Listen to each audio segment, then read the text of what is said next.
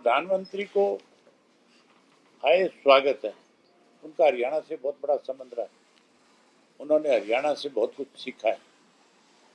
लेकिन हम एक डिमांड करते हैं कि प्रधानमंत्री जी जिस हवाई अड्डे का उद्घाटन करने के लिए आ रहे हैं, उसके उद्घाटन कई बार हुए,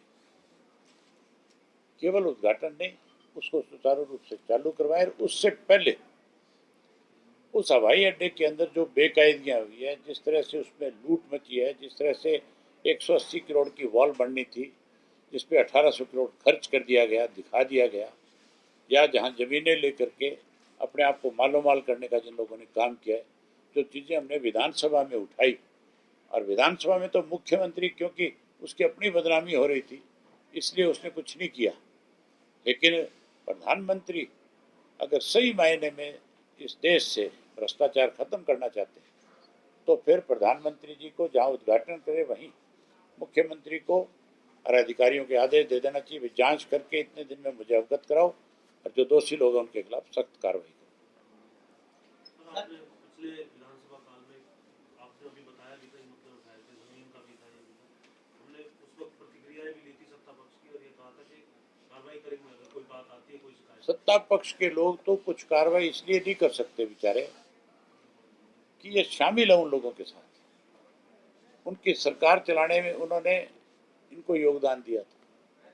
इनकी गवर्नमेंट 5 साल चले, इसके बदले में इन्होंने उनको लूट की छूट दी, तो इनके अपने चेहरे भी बेनकाब हो जाएंगे साथ साथ।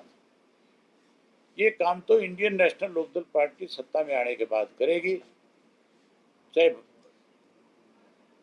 कांग्रेस के राज में भ्रष्टाचार हुआ, अच्छे बीजेपी के राज में, हमारी गवर्नमेंट बनने के बाद हम हर हालत में इस सरकार से जिस किसी ने भी लूटा है उसको जेल की सलाखों के पीछे भेजेंगे, ब्याज के समेत पैसा वसूल करेंगे, और उस पैसे से हरियाणा प्रदेश का विकास करेंगे।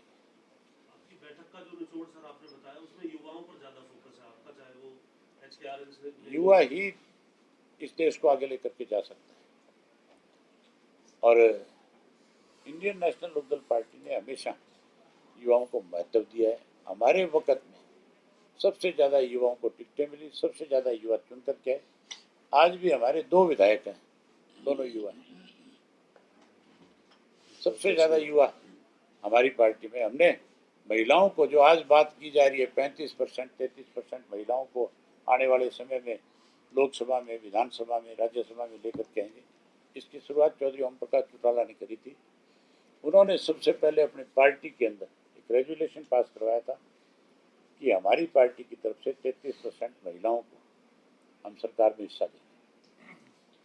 सर, ये बीपीएल का जो मुद्दा अभी सरकार कह रही है कि हम बीपीएल की छटनी करेंगे, क्या लगता है कि इनको चुनाव से पहले इनकी वोट लेने की कोशिश की गई, अब चुनाव चले गए तो इनको हटाने की बात की जा रही है? आप इसको किस नजरिए से देखते हैं? कैथल में नरेगा का पैसा खा गए, उसकी कोई जांच नहीं है। उसकी जांच हो तो उसकी लपट बहुत दूर तक जाएगी। यमुनानगर के अंदर मिट्टी बेच के खा गए, अगर उसकी जांच हो तो उसकी लपट भी बहुत ऊपर तक जाएगी। ये जो लोग कहते हैं ना कि हम ईमानदारी से भरे हुए हैं, ये सबसे बड़े डकैत हैं।